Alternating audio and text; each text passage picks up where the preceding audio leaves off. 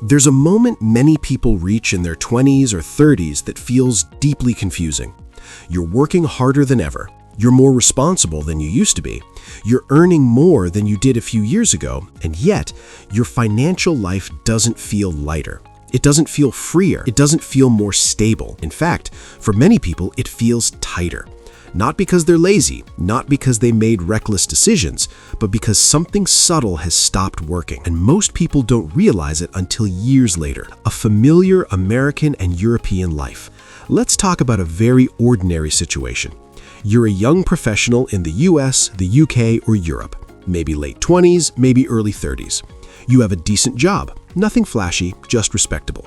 Your gross salary might be $65,000 a year in the US, or 45,000 euros in parts of Europe. On paper, that sounds like progress. But after taxes, health insurance, social security, and pension deductions, your take-home pay is very different. In the US, that $65,000 might turn into about $3,800 per month. In Europe, 45,000 euros might land closer to 2,600 to 2,800. Now let's watch where it goes. Rent or mortgage takes a big bite, maybe 1,400, 1,100. Car payments or public transport, insurance, fuel, maintenance. Student loans, credit card minimums, phone plans, subscriptions. You're not living extravagantly, you're living normally. But by the end of the month, the math feels uncomfortable. Not disastrous, just tight. And so the natural response kicks in. I need to work harder. The obvious solution that slowly fails. At first, working harder does help. You stay late, you pick up extra shifts, you take on more responsibility. Your income rises, and for a while, things improve.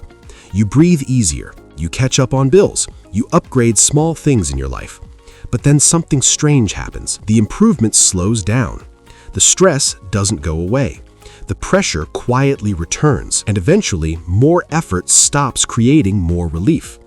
Not because you stopped trying, but because effort has a ceiling, the hidden system flaw nobody explains. Here's the part nobody explains clearly.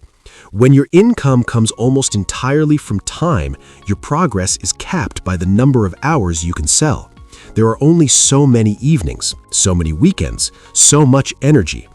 And as income rises, something else rises with it. Taxes, lifestyle expectations, fixed obligations. Let's use simple math. Say you work 10 extra hours a week and earn $30 an hour. That's $300 before tax. After tax, maybe $210. Now ask yourself honestly, what does that $210 actually do? Does it change your long-term trajectory, or does it just smooth this month? For most people, it disappears into the system. Bills absorb it, lifestyle absorbs it, inflation absorbs it. And then next month, you're right back where you started. Why effort feels logical but fails structurally? This is where psychology matters. Humans are wired to believe effort equals reward, because in school it usually did. Study harder, better grades. Work harder, promotion. So when money feels tight, effort feels like the moral response. Not smarter choices, not structural thinking, just more effort. The problem is that adult financial systems don't reward effort the same way classrooms do. They reward position, leverage, and ownership. But nobody teaches that clearly. So people keep pushing on the lever they understand, even when it stops moving. The quiet, long-term cost of ignoring this. This isn't about becoming poor overnight. That's not how it shows up.